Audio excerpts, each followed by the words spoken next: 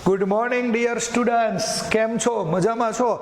Okay, ઉદાહરણના લેક્ચરમાં ફરી પાછું તમારું હાર્દિક સ્વાગત છે. મિની લેક્ચર છે, બે જ નાના ઉદાહરણો છે, 4.13 અને 4.12. 4.12 તો સાવ થિયોરોટિકલ છે. 4.13 આના માટે તમારે આ ચેપ્ટરનો છેલ્લો ટોપિક ગેલ્વેનોમીટરનું એમીટરમાં રૂપાંતરણ, આ કન્સેપ્ટ જોવો જોઈએ.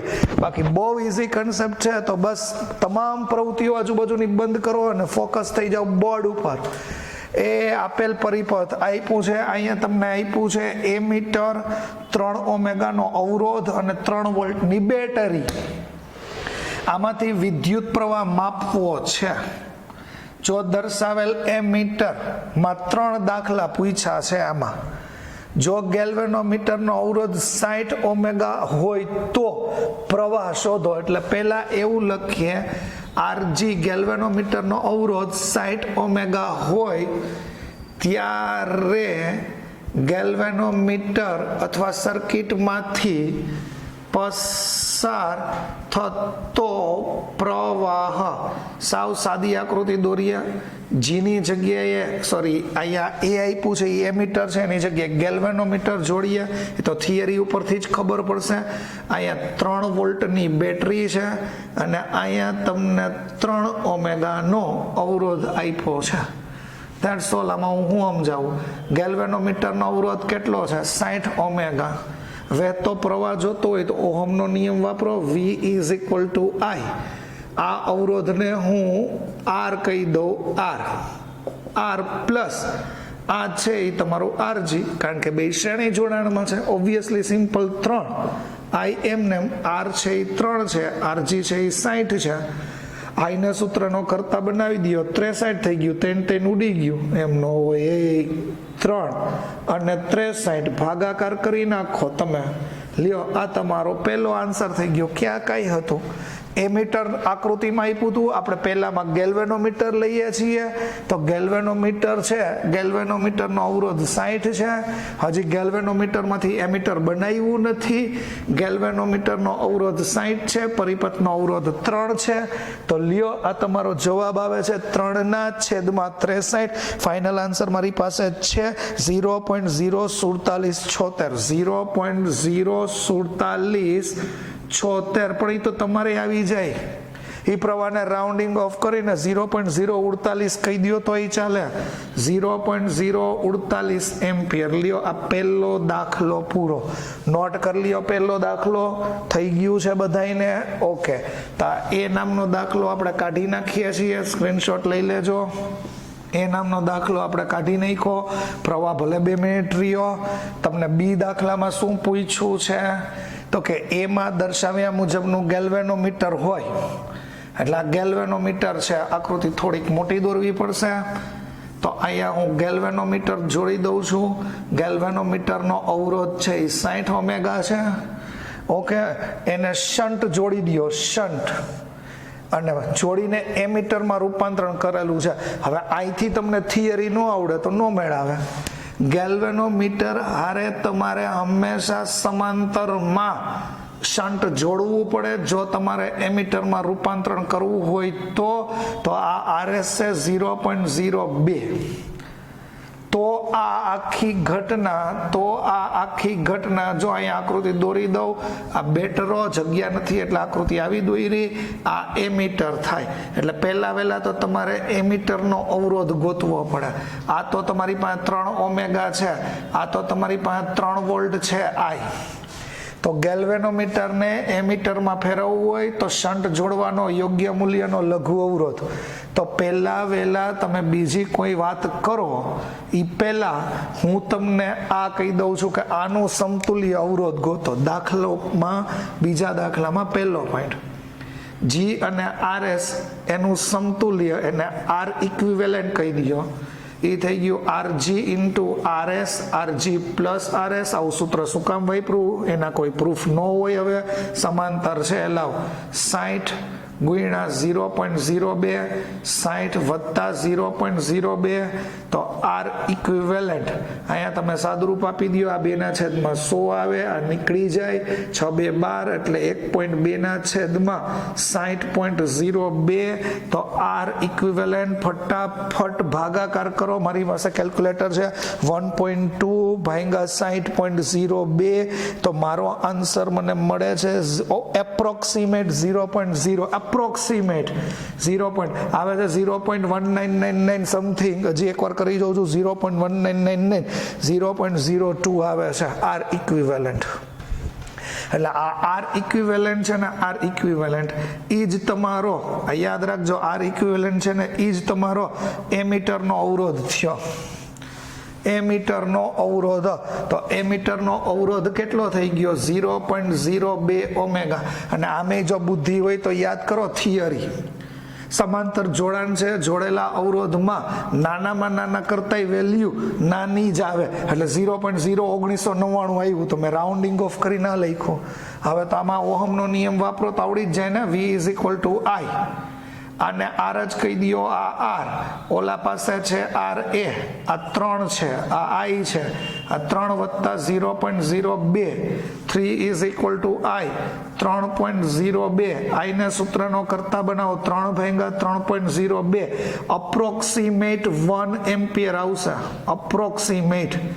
અપ્રોક્સિમેટ બોલું છું 1 એમ્પિયર આવશે. રિયલ આન્સર તો 0.9937 લાવો લખી દઈએ 0.9937 એમ્પિયર તો I is equal two 0.99 approximate answer 1 ampere. લ્યો હજી એકવાર ચેક કરી લઈએ 1 એમ્પિયર.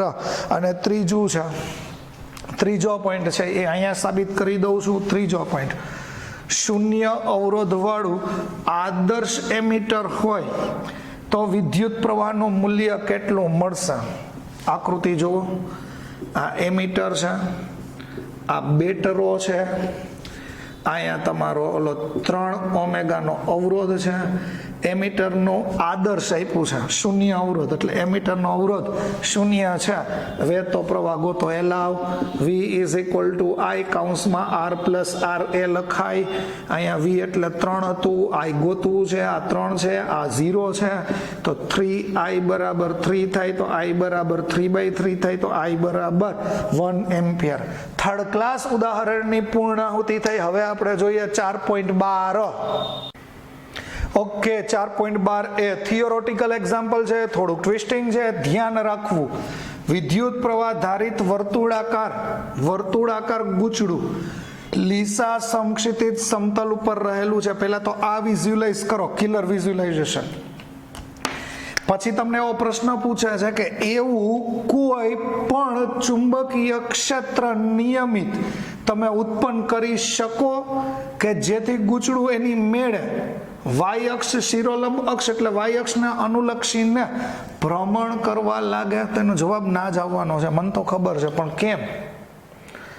રિયલમાં તમારે છે ને વિઝ્યુઅલાઇઝેશન કરવાનું છે કે ધારો કે આ લીસી સમક્ષિતિજ સમતલ સપાટી છે. રેડી આપણે આ બુક લઈ લઈએ છીએ જાડી આપણી હોટ ફેવરિટ SL અરોરાની બુક બરોબર છે. આ બુક આપણે આમ લીધી બરોબર છે. મારી પાસે બીજું કાંઈ ગૂંચળું નથી એટલે આપણે એવું વિચારીએ છીએ અથવા વાયરનું ગૂંચળું તમે આવી રીતનું વિચારી શકો. આ વાયરનું ગૂંચળું છે એ આમાં છે આમ પણ એ દેખાશે નહીં તો આપણે આવું વિચારીએ આ ગૂંચળું છે હા એ ઢાંકણું છે પણ ગૂંચળું છે એવું વિચાર બરોબર છે. એટલે લીસા સમતલ ઉપર આપણે એવું કહી શકાય લીસા સમતલ ઉપર ચુંબકીય ક્ષેત્ર કહેવાનો મિનિંગ ગૂંચળું આમ છે બરોબર છે. ગૂંચળામાંથી પ્રવાહ પસાર થવાનું હોય એ તો હોય જ ગૂંચળું હોય એટલે પ્રવાહ પસાર થાય ગોળ ગોળ ફરે એટલે ટોર્ક લાગતું હોય તો એની ટોર્કની દિશા શિરોલંબ મળે. જો આમ મળે ટોર્કની દિશા. આ જે મેં આમ રાખ્યું છે આ ટોર્કની દિશા છે. આ વાય અક્ષ છે શિરોલંબ છે એ ટોર્કની દિશા. હવે ચુંબકીય ક્ષેત્ર કેમ છે એ મને નથી ખબર ગમે એ રીતે હોઈ શકે. ચુંબકીય ક્ષેત્ર લેફ્ટ સાઈડથી રાઈટ સાઈડથી લેફ્ટ સાઈડ તમારી તરફ ઉપર નીચે ક્રોસ ગમે એમ ચુંબકીય ક્ષેત્ર હોઈ શકે. પછી તમને એમ કીધું છે કે જેથી ગૂંચળું જાતે શિરોલંબ અક્ષને અનુલક્ષીને ભ્રમણ કરવા લાગે એવું ચુંબકીય ક્ષેત્ર ઉત્પન્ન કરી શકાય. તમે એવું ચુંબકીય ક્ષેત્ર ઉત્પન્ન કરી શકો કે જેથી ગૂંચળું છે એ આમ શિરોલંબ એટલે વાય અક્ષને અનુલક્ષીને, સપોઝ આ વાય અક્ષ હોય, રેડી, આ વાય અક્ષને અનુલક્ષીને એ આમ ગોળ ગોળ ગોળ ગોળ એની મેળે મેળે ભ્રમણ કરવા લાગે. વિઝ્યુલાઇઝ તમે વિચારો હું શું કહું છું, બરોબર છે? આવી રીતની આપણે કંઈક વાત વિચારીએ. ધારો કે આ આપણી બુક હતી, આ તમારું ગૂંચળું હતું, 3 ડાયમેન્શન વિચારો ગૂંચળું, બરોબર. પછી ચુંબકીય ક્ષેત્ર તમારે એવું વિચારવાનું છે કે જેથી ગૂંચળું શિરોલંબ અક્ષને અનુલક્ષીને ભ્રમણ કરવા લાગે. શિરોલંબ એટલે વાય અક્ષને અનુલક્ષીને આ ભ્રમણ કરવા લાગે, કે સમઘડી અથવા વિષમઘડી. હવે વાય અક્ષને અનુલક્ષીને ભ્રમણ કરે, સમઘડી વિષમઘડી, એનો મિનિંગ એવો થયો કે ટોર્ક વાય દિશામાં લાગવું જોઈએ. ટોર્ક હંમેશા સમતલને લંબ લાગે, ટોર્ક ભ્રમણાક્ષની દિશામાં લાગે. ચાક ગતિ જોજો તો ટોર્કની દિશા છે ને મિત્રો, કાં એ ઉપર તરફ થઈ હોય ને કાં ટોર્કની દિશા નીચે તરફ થઈ હોય. એમ કેમ? તમે વિચારી જોજો. સમઘડી ફરતું હોય તો શું થાય, વિષમઘડી ફરતું હોય તો શું થાય, વિચારો. સમઘડી ફરતું હોય, આમ જુઓ, સમઘડી ફરતું હોય તો શું થાય, અંદર તરફ જાય. વિષમઘડી ફરતું હોય તો તમને ખબર પડવી જોઈએ કે એ ક્યાં જાય, બહાર તરફ જાય. એટલે સમઘડી ફરતું હોય ને તો તમારે એવું લખાય, ઉપર તરફ હોય તો વિષમઘડીમાં નીચે તરફ. આમ સમઘડી ફરે તો આમ ઉપર તરફ ટોર્ક લાગે, વિષમઘડી ફરે તો નીચે તરફ ટોર્ક લાગે. આ પેલા મગજમાં આ વસ્તુ ક્લિયર કરો. પેલા કેમ છે, આમ છે, એમાં ગૂંચળું છે, ગૂંચળુંને ચુંબકીય ક્ષેત્ર એવી રીતે પ્રોવાઈડ કરો કે વાય અક્ષને અનુલક્ષીને ફરે. કઈ રીતે ફરે નથી કીધું. સમઘડીએ ફરી હગે, વિષમઘડીએ ફરી હગે. એટલે કાં ટોર્ક ઉપર તરફ હોય સમતલને લંબ, કાં ટોર્ક નીચે તરફ હોય. એનો મતલબ એવો થયો કે ટોર્કની દિશા કાં તો જે કેરેટ આવવી જોઈએ, કાં તો ટોર્કની દિશા માઇનસ જે કેરેટ આવવી જોઈએ. હવે બીજી વાત, ક્ષેત્રફળ સદિશ કેમ હોય? ક્ષેત્રફળ સદિશ એ આમ જ હોય ને. ઓકે, હવે પેલા આટલી વસ્તુ ક્લિયર થઈ છે ને. હવે ટોર્કના સૂત્ર આપણી પાસે શું છે? NIA-B sin થીટા, અથવા એક કામ કરો, NIA ક્રોસ B. જો ધ્યાનથી સમજજો આ ટોર્કનું સૂત્ર. આ ટોર્કનું કાં તમારું જે કેરેટ આવવું જોઈએ ટોર્કની દિશા, કાં માઇનસ જે કેરેટ આવવું જોઈએ. ટોર્કની દિશા કાં જે આવવી જોઈએ કાં માઇનસ જે, કારણ કે વાય અક્ષને અનુલક્ષીને ભ્રમણ કરે છે એટલે કાં ઉપર તરફ ટોર્ક કાં નીચે તરફ ટોર્ક. હવે ક્ષેત્રફળ સદિશ છે, મતલબ કહેવાનો મિનિંગ એવો છે કે આનો ક્રોસ ગુણાકાર કરો તો જવાબ જે કેરેટ આવવો જોઈએ. આનો ક્રોસ ગુણાકાર કરો તો જવાબ જે કેરેટ આવવો જોઈએ, બરોબર. હવે ક્ષેત્રફળ સદિશ તો ગૂંચળાને લંબ જ હોય, લંબ સમતલ જ હોય. તો ક્ષેત્રફળ એ તમારો જે કેરેટ છે એટલે ગમે એ મૂકો, અહીંયા ગમે એ મૂકો, તમારો જવાબ કોઈ દી જે કેરેટ માઇનસ જે કેરેટ શક્ય નથી. એટલે તમે એવું કોઈ પણ ચુંબકીય ક્ષેત્ર ઉત્પન્ન ના કરી શકો કે જેથી વાય અક્ષને અનુલક્ષીને ભ્રમણ કરે. એટલે હું મૂકશો ચુંબકીય ક્ષેત્ર આઈમાં મૂકો, લ્યો જે ક્રોસ આઈ તો કે થાય, બરોબર. અહીંયા જે ક્રોસ જે મૂકો પોસિબલ જ નથી. અહીંયા તમે જે ક્રોસ આઈ મૂકો, કે મૂકો, બરોબર, આ કોઈ પોસિબલ જ નથી. ચુંબકીય, મારો કહેવાનો મિનિંગ એવો છે કે ટોર્ક ક્યાં લાગે, કા ધન વયમાં કા ઋણ વયમાં, કા જેમાં કા માઇનસ જેમાં. ધારો કે તમે એ લખ્યું જેમાં લાગે તો એનો મતલબ એવો થયો કે આનો ક્રોસ ગુણાકાર જે આવવો જોઈએ. હવે આ એ છે તો એ તો ક્ષેત્રફળ સદિશ ફિક્સ છે કે ગૂંચળાના સમતલને લંબ, આ ગૂંચળું હોય સમતલને લંબ ઉપર તરફ જ હોય, કા ઉપર તરફ ને નીચે તરફ, એટલે એ તો જે નક્કી જ છે. હવે અહીંયા તમે આઈ મૂકો તોય આ જવાબ નહીં આવે, અહીંયા તમે જે મૂકો તોય જવાબ નહીં આવે, કે મૂકો તોય જવાબ નહીં આવે. મતલબ એવું કોઈ પણ ચુંબકીય ક્ષેત્ર તમે ઉત્પન્ન કરી શકતા નથી કે જેથી એવું કોઈ પણ, જો આર્યો એવું કોઈ પણ ચુંબકીય ક્ષેત્ર તમે ઉત્પન્ન કરી શકતા નથી કે જાતે ભ્રમણ કરે, બરોબર છે. બાકી બુકની અંદર તો બધું ટ્વિસ્ટિંગ લખી દીધું છે, એ સમજાવવું થોડુંક ધ્યાનથી અમારા માટે પણ અઘરું હોય, પણ તમે શાંતિથી વ્યવસ્થિત વિચારો કે આ તમારું સમતલ છે, સમતલમાં ગૂંચળું છે, ગૂંચળાને આ ભ્રમણ અક્ષ છે, આ અક્ષને અનુલક્ષીને ફરવું છે.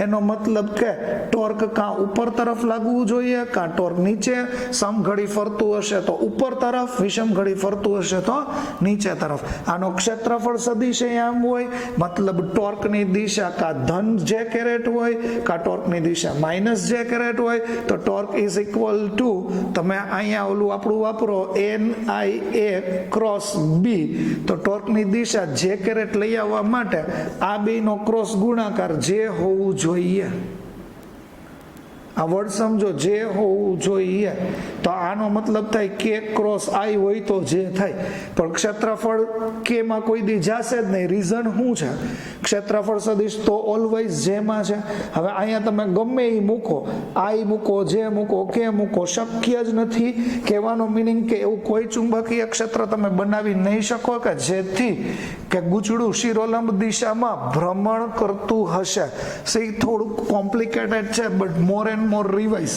બરોબર છે થોડુંક ધ્યાનથી તમે એમાં સમજો તો મળી જાય એવું છે ઓકે બીજો પોઈન્ટ વિદ્યુત પ્રવાહ ધારિત એક ગુચડું વિદ્યુત પ્રવાહ ધારિત એક વર્તુળાકાર ગુચડું બાહ્ય ચુંબકીય ક્ષેત્રમાં રહેલું છે ગુચડું મુક્ત ભ્રમણ કરી શકે તેવું હોય તો સ્થિર સંતુલન સ્થિતિ હોય તો કઈ દિશામાં ગોઠવાયેલું હોય એ લાવ બીજું બધુંય ભૂલી જાઓ આ જવા દો સ્થિર સંતુલન સ્થિતિ આ તમને બધું જ મેં થિયરીમાં કીધું છે યાદ કરજો સ્થિર સંતુલન સ્થિતિ ક્યારે હોય ક્યારે સ્થિર સંતુલન સ્થિતિ આવે એલાવ ટોર્કનું સૂત્ર યાદ કરો ટોર્કનું સૂત્ર આપણું M ક્રોસ B છે આવું શીખડાયું છે તો અહીંયા તમે લખ્યું હતું MB sin થીટા સ્થિર સંતુલનમાં હોય એનો મતલબ ટોર્ક 0 થાય અને ટોર્ક 0 ક્યારે થાય જ્યારે MB આ સાઇન 0 હોય ત્યારે થાય તો ટોર્ક 0 થાય એનો મતલબ આ MB હજી તમારે ન લખવું હોય MB વાળું સૂત્ર ન લખવું હોય તો M એટલે NIA ક્રોસ B આવું છે બરોબર છે અહીંયા જુઓ A અને B આ વર્ડ સમજો NIAB sin theta in short આ ગુચડું છે આ ગુચડાનો ક્ષેત્રફળ સદિશ છે અને જો ઈ દિશામાં ચુંબકીય ક્ષેત્ર હોય તો B અને A એકબીજાને સમાંતર થાય B અને A એકબીજાને સમાંતર થાય તો તમે અહીંયા sin 0 મૂકી શકો આ વર્ડ સમજો sin 0 મૂકો આ મહત્વનો પોઈન્ટ છે sin 0 મૂકો તો ટોર્ક 0 થાય અને ટોર્ક 0 થાય તો ઈ ચાક ગતિ ન કરે ભ્રમણ ન કરે એનો મતલબ કે તો એ સ્થિર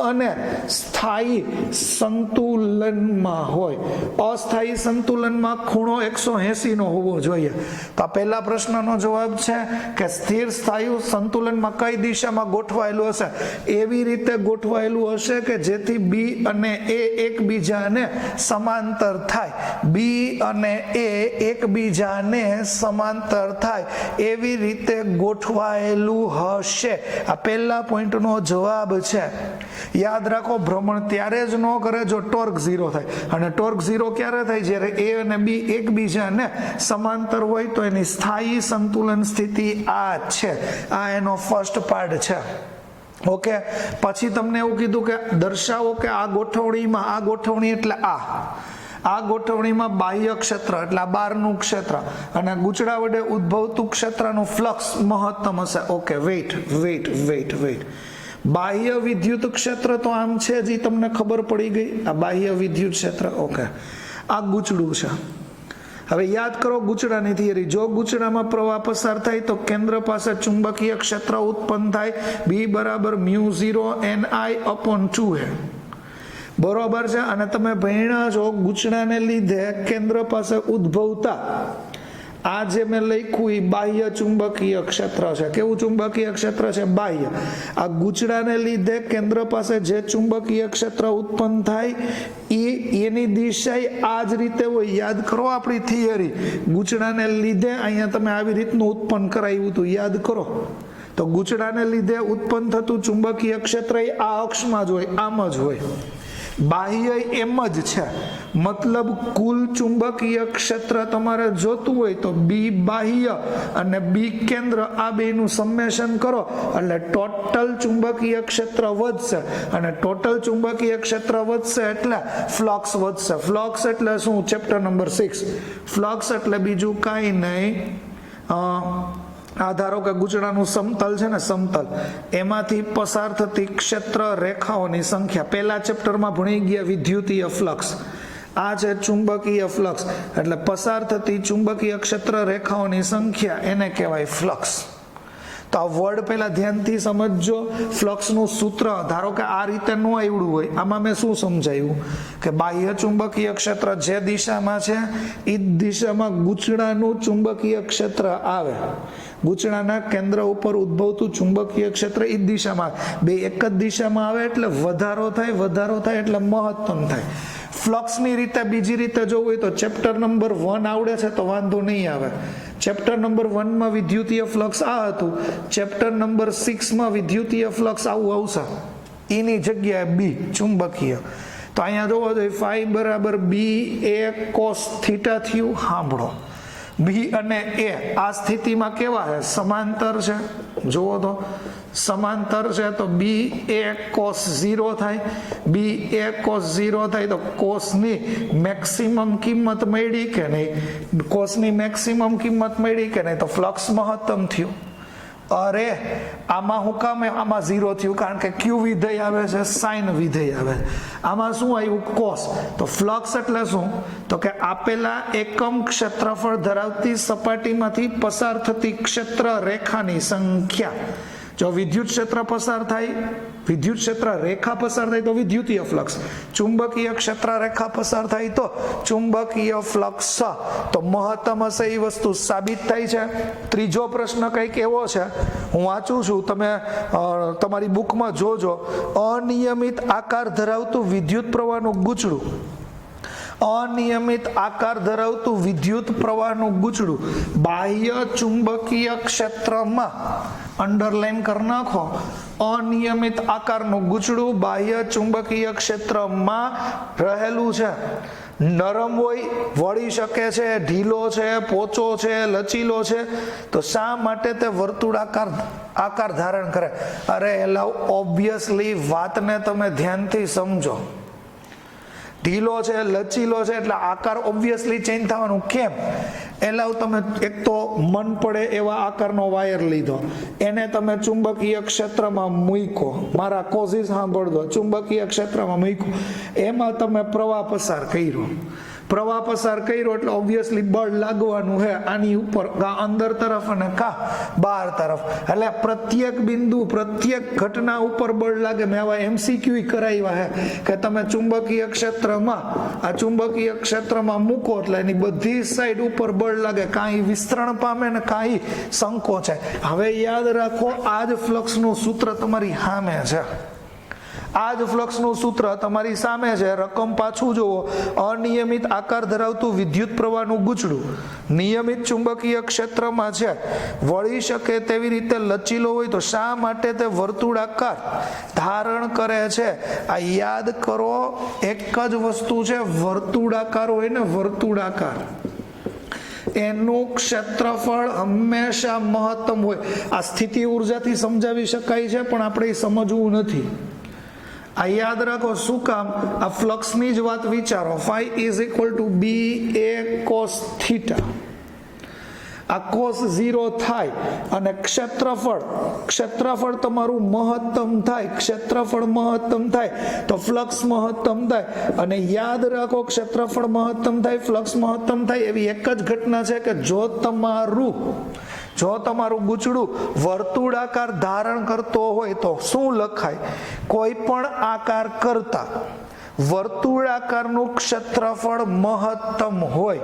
બરોબર છે? મહત્તમ હોય તો ગૂંચળું લંબ રૂપે હોય ને ત્યારે જ આ શક્ય બને. ચુંબકીય ક્ષેત્રને ગૂંચળું લંબ રૂપે હોય તો ક્ષેત્રફળ સદિશ આમ આવે તો આ ગણતરી સાબિત થાય. મતલબ એક જ જવાબ લખવાનો છે કે વર્તુળાકાર હોવું જોઈએ. આ હું તમને જે તે વખતે ચેપ્ટર 6માં પાછું સમજાવીશ સ્થિતિ ઉર્જાથી. તો ત્યાં સુધી good bye. Thank you. Very much. Practice કરતા રહ્યો.